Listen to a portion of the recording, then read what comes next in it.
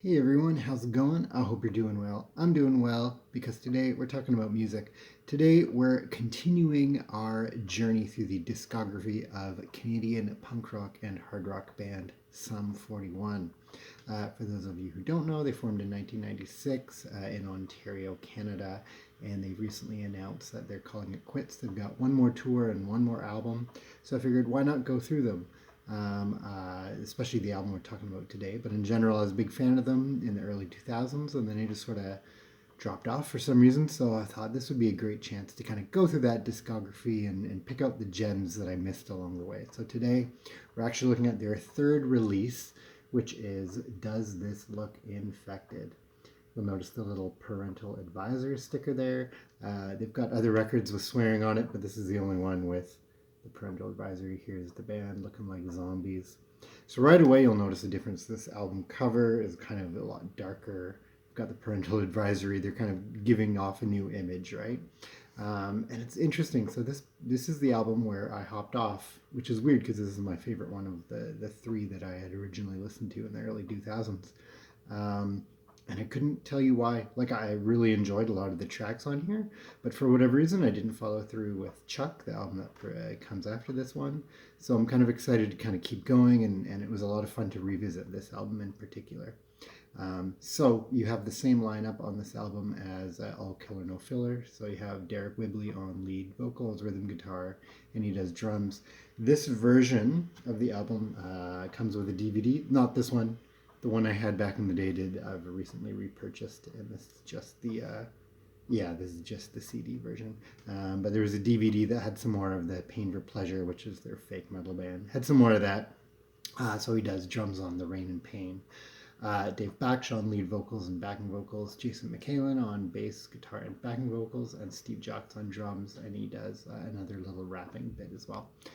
This album in its entirety is produced by Greg Norrie of Treble Charger, and he's also credited as the band's manager. So we see that friendship kind of building and continuing as things go on. Um, there's definitely a lot less of a pop influence on this album if you think about the hits Treble Charger had, because that's certainly what I'm familiar with. There is kind of that poppy hook sheen, and some of the tracks on here have that, but this is a lot heavier of an album. Like I said, it's darker. There's more of a skate punk influence. There's more of a hard rock and metal influence on here, less of that pop punk sound. But certainly it's still very hook laden, and I think that's where Greg Norrie's influence sort of came in. As well, lyrically, this is a lot darker. A lot of this album was inspired by the events of September 11th, 2001, as well as the preceding sort of war on terror and political polarization. So a lot of the lead singles were kind of inspired by that, both in terms of, what an awful world we're living in, and then, why can't we make it better? So actually, in an MTV interview with Derek, he said, a lot of stuff happened in the past year that opened our eyes to new things. The whole last year has been really crazy around the world. There's been so much stuff going on, and it's been so televised. I think we've all become more aware. When we were writing the last record, everything was so happy go lucky. Now, this time, we've seen a little bit more, and our eyes have been opened up a little bit. And that definitely comes across. The last record was that typical kind of the peak Warped Tour Billabong vibes kind of thing, and now um, sort of the emo pop punk isn't quite there yet. We're not getting bands going for that sort of overly or overtly emotional take, but I think we're seeing that transition. And this is a pop punk band, maybe not going for that, but they're taking on more serious subject matter, which is pretty cool to see. So commercial performance, this one did pretty well as well. It debuted on number 8 on the Canadian album charts, and it's since gone platinum in Canada and gold in the States. For those of you who don't know, there's different kind of surveys, I guess you'd say. So when you hear something, oh, it's gone gold or it's gone platinum, that just means someone in the band or the label or management or someone has paid an organization like Music Canada or IRA to actually go and make these investigations. I've got a video plan for the future involving, where did these come from and what does that mean. But let's go track by track. So here's the case again. Um, Another very good album in general. There's not that many weak tracks on here. especially the first half of the album is pretty stacked. So we open with the Hell Song, which opens up with a really catchy riff. But first you hear the sound of someone spitting, which right away to me is like, again, they're really going to portray a different image. They're saying, you know, this is down and dirty and dark, and we're spinning. Oh my God, that's not hygienic. But it's a really catchy riff, and I really like it. This track also appears on the soundtrack for the teen comedy American Wedding. So we're not out of the woods entirely on that front. This is actually the second single from the album, and the song itself is serious. It's serious subject matter. It's about a friend of Derek's that contracted HIV. So in that same MTV interview, he said, "It's one of my favorite songs on the record. It's about this girl I used to date who I've known forever. Just last Christmas, she found out she was HIV positive, and it was really brutal. She doesn't sleep around. She only had 2 or 3 boyfriends, and one of them used to cheat on her all of the time. And then he got it and gave it to her. It's the heaviest thing that's happened in our friend group."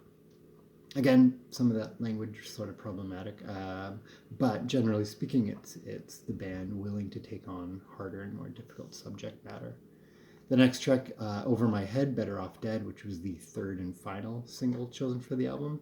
I always find it weird when bands, their singles are like the front-loaded tracks from the album. I like it more when the singles are sort of smattered throughout. Third and final single, it's about getting, you know, blackout drunk and not knowing what you did before, and people telling you, but like, how could you do that? What did you do? And you're, you know, it's over your head and you're better off dead. It's, again, heavier song, less of that sort of poppy influence. Next, we go with My Direction, and I'd say this is where you get that pop influence. Serious subject matter, talks about sort of the height of or not the height of, but high suicide rates amongst teenagers, specifically in Canada. But man, is it a poppy hook? Do they deliver that news? It feels like something that could have been on All Killer No Filler. I think that's where you're getting sort of that Greg Norrie influence coming in. Then we're going to Still Waiting, which was the lead single from the album. It was released just 1 week before the album dropped. I tried to find some information, because that sounds weird, like 1 week releasing a single before your album comes out. All I could find, I looked, there's like a good collection of websites, started on Wikipedia, then went to their sources, went to like the Sum 41 wikis and fandoms and all this stuff. All I could find was that it comes out 1 week before the album. So I guess it did. But it was the lead single, very serious track. So it's almost being released, you know, a month after the year of the events of September 11th, and it's about kind of war. So you have the chorus, you know, so am I still waiting for this world to stop hating? Can't find a good reason, can't find hope to believe in. Cheery. But about that, he said, it's not directly about 9/11 or the war on terrorism. It's about the war on everything. It's about the war on the world as we know it. It's no secret that the world doesn't get along and that there's all this hatred. It's everything to do with how this world functions. So it's interesting then that we have that track about how we should kind of be more respectful and get along, to a song with the acronym ANIC, A-N-I-C, which is Anna Nicole Smith is a fill in the blank. Weird take. Maybe not a thing that carries over too well moving forward. They don't play it anymore. They've recently added the song back in their set list, but they did remove it. I would suggest, you know, maybe chill out on that track if it's in your set list still. It's just a straight ahead, really dumb, kind of fast, hardcore song. Maybe they were worried they were getting too deep and too emotional, so they needed to say, like, hey, we still don't take things that seriously. Following that is No Brains, which is a really cool skate punk track with some really good harmonics and harmonies and a really nice metal influence guitar riff. The metal influence on this album is really, really good, and I really enjoy so many of the catchy riffs on here. The Caustic No Brains is about one of the former band members. It's sort of just F you, I'm done with this kind of song. That's what Whibley said in the MTV interview. This guy was our old singer, and I was best friends with him. We had this big falling out. Unfortunately, I mean, I didn't go into it, but it would be very easy to figure out who that is, I'm assuming. Neat. Track 7 is All Messed Up, which is another really poppy number that I think would have fit well on All Killer No Filler.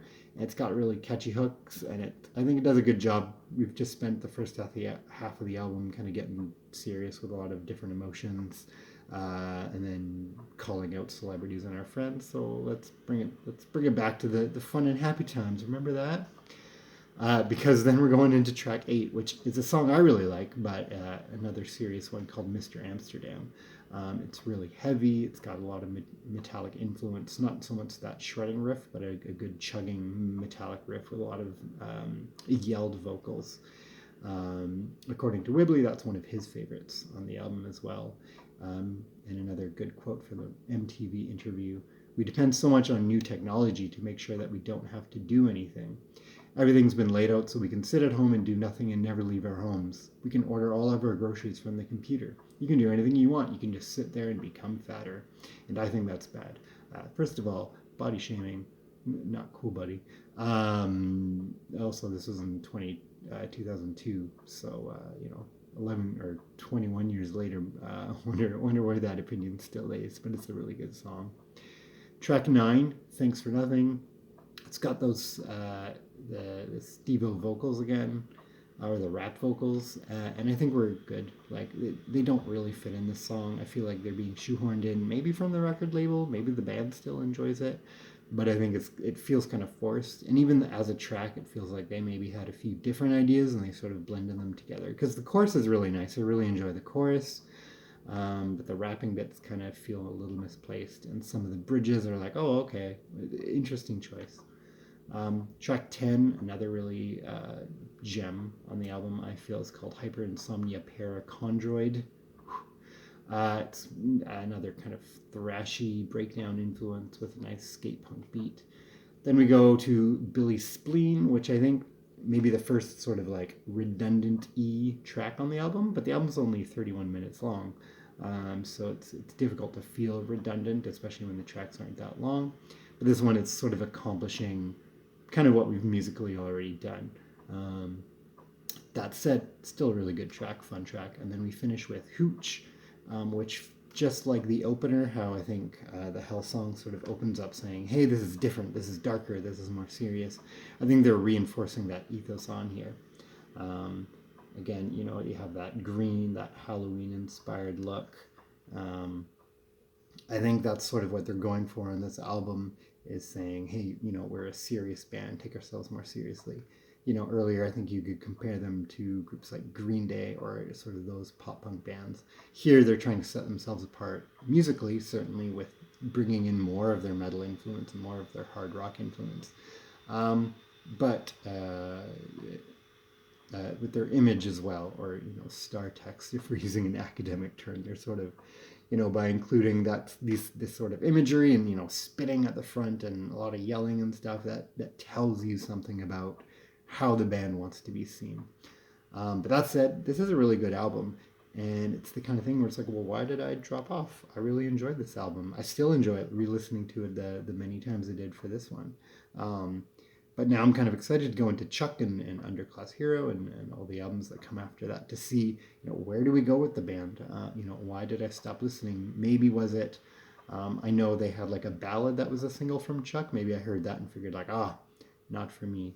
Because I know Chuck also has some really, really heavy songs on it, so I'm excited to get into that. But with all that said, this is the third release from Sum 41. Does This Look Infected, released November 26th of 2002.